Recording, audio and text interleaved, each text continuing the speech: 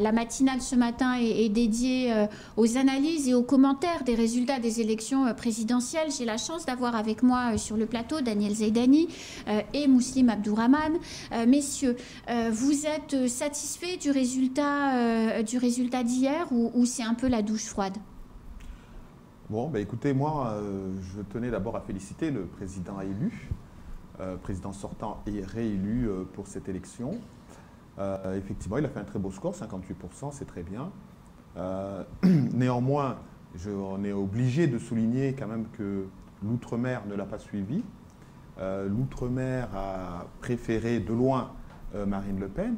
Je pense qu'il faut quand même noter le score incroyable qu'elle a réalisé en Guadeloupe, 69%. En Guyane, en Martinique. C'est vraiment des scores extrêmement importants. 60%, 69% en Guadeloupe, 60% à peu de choses près en Guyane, en Martinique, 60% également à La Réunion et 59% chez nous. Et cela démontre que plus que jamais, il y a une nécessité que Emmanuel Macron tienne compte de la réalité de l'Outre-mer, de la réalité des conditions de vie dans lesquelles vivent les habitants de l'Outre-mer. Pour s'attarder à Mayotte, on sait qu'il y a une nécessité d'apporter des solutions concrètes et novatrices sur les problématiques liées à l'immigration, à la sécurité, au pouvoir d'achat en Outre-mer. On comprend également que la question de la vaccination doit être vue autrement, que la question sur la vie chère doit être vue autrement. Donc j'espère que cette fois-ci, par rapport à la morosité qui existe en Outre-mer, que cette fois-ci, nous aurons qu'on va nous apporter des solutions concrètes parce que 5 ans de plus avec la continuité de nos problèmes, c'est inquiétant. Moi, la seule chose qui me gêne vraiment, c'est l'intervention hier d'Emmanuel Macron, puisqu'il a dit très clairement qu'il était conscient que ce n'était pas un vote d'adhésion à sa politique qui a été fait hier, mais plutôt un rejet des idées de Marine Le Pen. Et donc par rapport à cela, ça m'inquiète parce que très clairement en Outre-mer, ce sont vraiment ces idées qui ont séduit. Et donc si il se refuse les idées de Marine Le Pen, et donc si vraiment il décide d'emblée de les balayer d'un revers de main et de ne pas tenir compte de ce qu'elle a proposé dans son programme pour l'Outre-mer, alors je suis particulièrement inquiet pour l'avenir. Mouslim Abdourahmane, vous vivez comment ce résultat? Je tenais déjà à féliciter le candidat, le président Emmanuel Macron, d'avoir fait ce score qui est effectivement très confortable. Et saluer le travail qu'a fait Marine Le Pen et son équipe, parce qu'effectivement 41%, alors qu'en 2017 ils étaient à 36%, ils ont pu augmenter le score de près de 5 millions de voix en plus. C'est un travail considérable qu'ils ont commencé depuis 2017, hein, de réglage et de faire en sorte que les idées d'extrême droite telles qu'on le relatait à l'époque, qui soient plus pris comme des idées d'extrême droite, mais des idées tout court politiques et de la vie de tous les jours. Donc je tenais à féliciter ce travail fait. Et évidemment,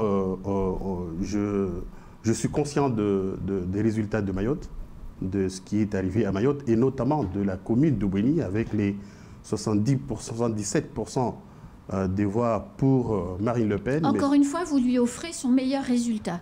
Oui, la commune de Bouéni, ouais. Oui. La commune de Bouéni lui a offert effectivement son meilleur résultat. C'est une nuance.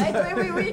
Son meilleur résultat sur le niveau national, hein, je pense, on n'a pas encore vérifié. Au premier tour, c'était le cas. Le deuxième tour, je n'ai pas encore vérifié parce qu'effectivement, il y a de très bons scores en Guadeloupe, donc il faudra voir. Mais en tout cas, à Mayotte, les 77,95% des voix, c'est le meilleur score qu'elle a obtenu. C'est une confirmation des premiers tours, effectivement, une confirmation des élections qui se sont passées, hein, les élections européennes qui sont passées, ça a été pareil. Oui.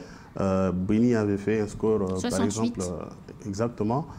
Donc je suis conscient de ce qui se passe. Je comprends parfaitement le désarroi de la population de Mayotte, des Outre-mer, parce qu'effectivement, on l'a dit, pratiquement tous les Outre-mer ont placé Marine Le Pen au-dessus de Macron. Et effectivement, je pense qu'il y a un autre regard de la politique nationale vers la politique des Outre-mer qu'il faut faire. Mais j'ai confiance en Emmanuel Macron puisqu'il a dit que ce mandat sera vraiment un mandat de changement. Et là, on verra très prochainement avec la composition du gouvernement comment il va s'organiser au niveau du gouvernement pour répondre effectivement Mais Mouslim Abdourahmane, on le disait juste avant de commencer le direct, Bouéni 77-59, Kanikeli 76-62, Psangamouji 75-86, Akwa 74-98, Samboro 74-05, ensuite je descends un peu, mais Bandrabois 66-37, Ouangani 62-61, Bandrélé 67-48, toutes ces communes qui sont minées par l'insécurité, par les bitchages quotidiens de Kouassa, on dit un grand non à Emmanuel Macron. On dit oui à Marine Le Pen pour arrêter l'immigration clandestine, pour ramener la sécurité. Est-ce que là, il n'y a pas un message clair? Et est-ce que vous, les maires, et surtout les maires favorables à Emmanuel Macron, vous ne devez pas changer de discours par rapport au président de la République en disant maintenant ça suffit les bêtises, il faut les résultats, les gens en ont marre? En fait, je ne pense pas qu'il faut qu'on change forcément de discours. Le discours a toujours été le même quand on est vis-à-vis des autorités métropolitaines. C'est toujours l'insécurité, c'est toujours l'immigration clandestine. Mais effectivement, les élections, et notamment les élections présidentielles, est une bonne jauge pour que justement le président de là-bas sache que ce qui se passe ici au niveau local n'est pas forcément ce que eux là-bas ils entendent ou ils voient sur les papiers. Donc là, effectivement, vous l'avez rappelé, hein, il y a les bitchages tous les jours dans la commune de Bouéni, c'est insupportable de voir que les personnes en situation, les immigrés clandestins arrivent sur la plage de Bouéni et ils remontent là-bas. Des fois, même quand on appelle les gendarmes, ils viennent, ils ne savent pas quoi faire et puis ils les lâchent. Donc, ils sont excédés et c'est normal que la population soit excédée. Là, je comprends très bien. Et effectivement, notre rôle maintenant, aujourd'hui, c'est de dire, voilà, on vous disait qu'il y avait ce souci, vous l'entendiez, il y a eu des moyens qui ont été mis sur la table, mais les moyens qui ont été mis sur la table ne suffisent pas. Ils n'ont pas suffi jusqu'aujourd'hui. Donc, il faut encore travailler beaucoup plus pour endiguer cette immigration clandestine et surtout l'insécurité à Mayotte. Daniel Zaidani, le président Macron commence un second mandat. Il commence un second mandat hier en montant sur une estrade avec l'hymne européen, bafouant un peu quelque part le message qui a été passé à la fois par le bloc des électeurs nationalistes et puis aussi par le bloc des électeurs de la gauche un peu extrême. Est-ce que c'est pas de mauvais augure au début d'un second quinquennat quand on voit nos souffrances ici en matière d'insécurité et d'immigration clandestine? Genre, il s'en fiche. Pour moi, Emmanuel Macron n'a de compte à rendre à plus personne. Voilà. Ça le message, il faut être clair là-dessus.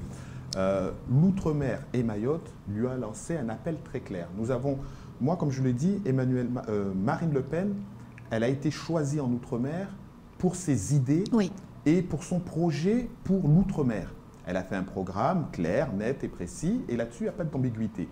Ce qui est important maintenant, c'est que Emmanuel Macron réussisse à tenir compte de cela. Si vous voulez que demain,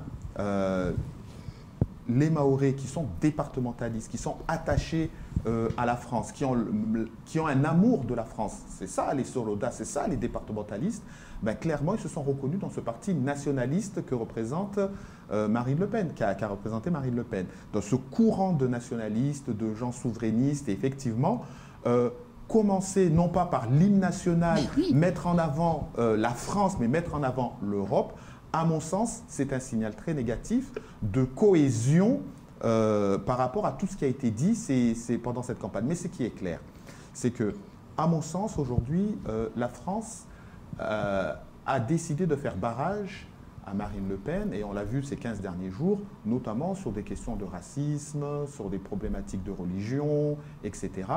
Et du coup, on a estimé qu'on ne devait pas, en France, créer des inégalités entre les personnes en favorisant les Français au détriment peut-être des étrangers.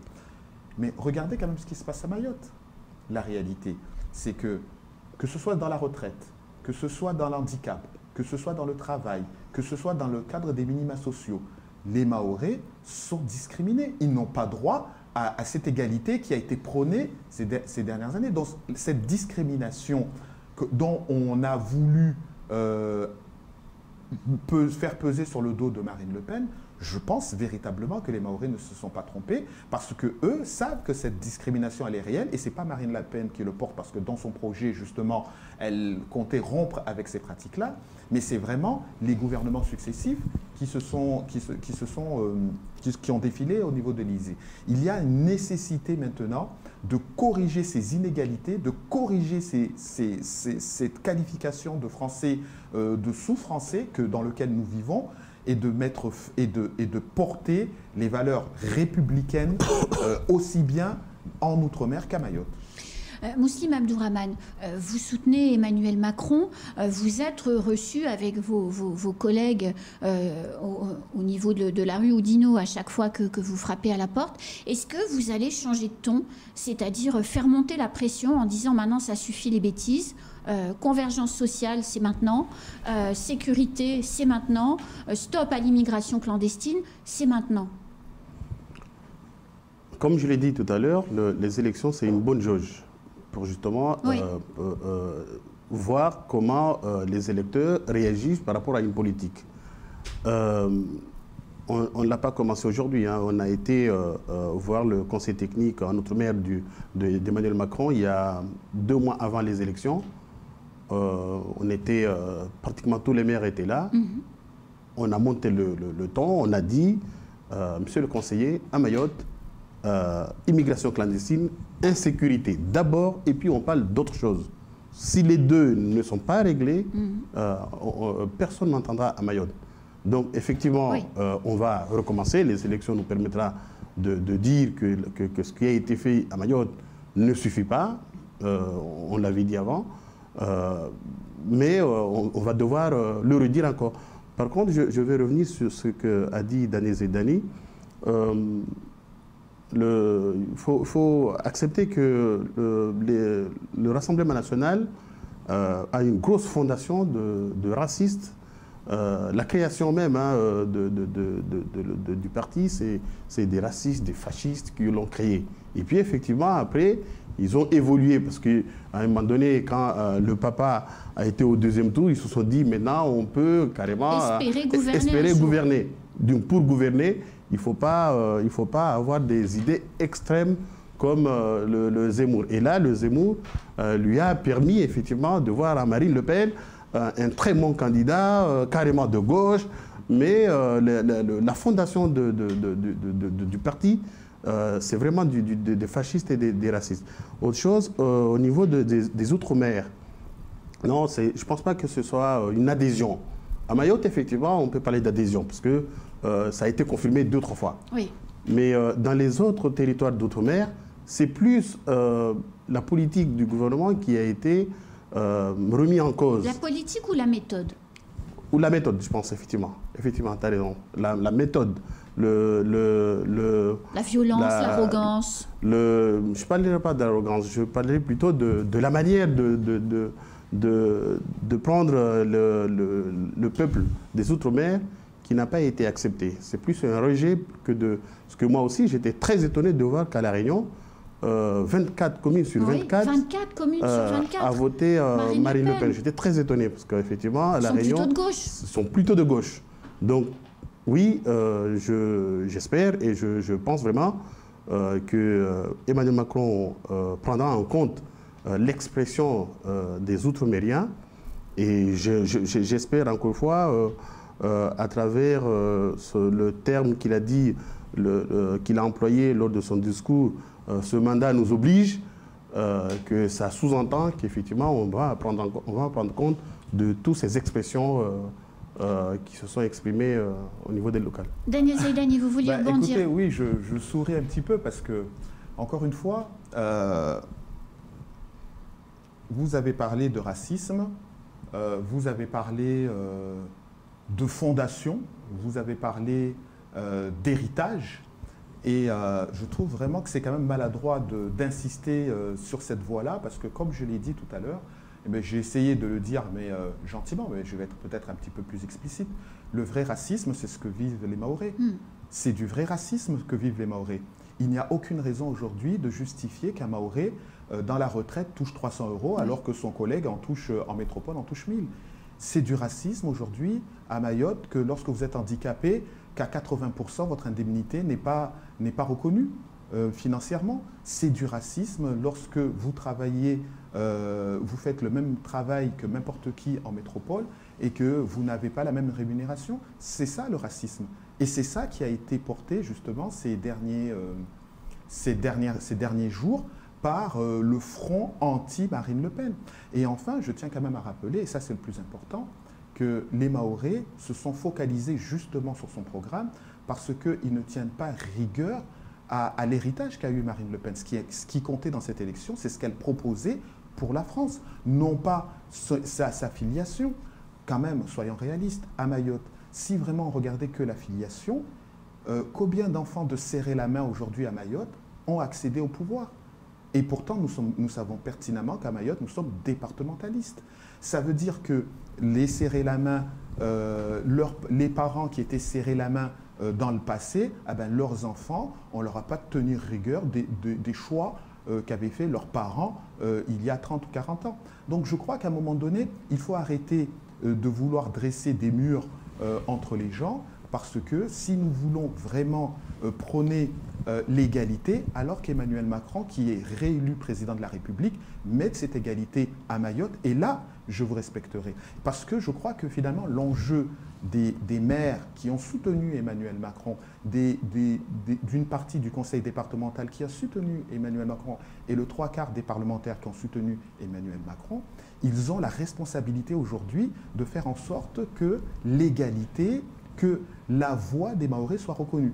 Vous avez gagné ces élections sur le plan national, mais vous n'avez pas suivi le choix de la population. Donc maintenant, les choses sont ainsi, mais nous attendons de votre part que cette voix qui s'est très clairement exprimée dans cette élection à Mayotte puisse être relayée en métropole. Et si ce n'est pas le cas, vous en aurez une très grande responsabilité demain. Un mot de conclusion ? Oui, je ne vais pas revenir sur ce qu'a dit Daniel Zedani. On ne va pas faire un débat sur les origines de Marine Le Pen. Mayotte, effectivement, c'est une exception sur la politique nationale. Mayotte a son histoire et effectivement, tu l'as si bien dit, il ne tient pas forcément à rigueur des origines des gens. Je ne parlais pas forcément de Mayotte. Je disais à Mayotte, effectivement, la politique de Marine Le Pen sur l'immigration clandestine et sur l'insécurité est bien ancrée sur ce territoire. Donc il a su parler aux Mahorais et c'est vrai. Sur le reste des politiques, des propositions qu'elle a fait, c'est vraiment à discuter. Hein. On l'a vu quand il s'est retrouvé avec Emmanuel Macron candidat sur le débat, qu'il n'a pas pu exprimer ses idées sur ce sujet. Sur ces sujets-là. Donc, mais comme je l'ai dit, hein, les élus de Mayotte, vous avez dit 3/4, mais c'est 4/4 des parlementaires, parce qu'au deuxième tour, finalement, les LR ont venu soutenir Emmanuel Macron. C'est vrai. Et sur l'ensemble du territoire, hein, parce qu'il y a trois autres communes LR, Mamoudzou, Tsangamouji et Tsingoni. Donc, effectivement, c'est d'une manière générale, tous les élus, sauf Daniel Zaïdani, qui ont... écouté la population. Qui ont... écouté la population. Non, mais dites-le, ne soyez pas gênés. Le seul élu qui était avec la population. La population s'est exprimée après. Donc après que vous avez écouté, après que tu es parti... Ils m'ont suivi. Après que tu es... Non, ils ne t'ont pas suivi. Ils ont suivi Marine Le Pen. D'accord, si vous le souhaitez. Non, mais c'est ça. Les idées. Mais tu n'étais pas là et déjà... Les idées. Les idées. Tu as Marine Le Pen et dans lequel je me reconnais. Tu es venu surfer sur la vague de Marine Le Pen, effectivement, mais ce n'est pas tes idées. C'est les idées de Marine Le Pen qui les a installées depuis un certain temps. Mais moi, je suis confiant. Vous n'êtes pas d'accord avec ces idées?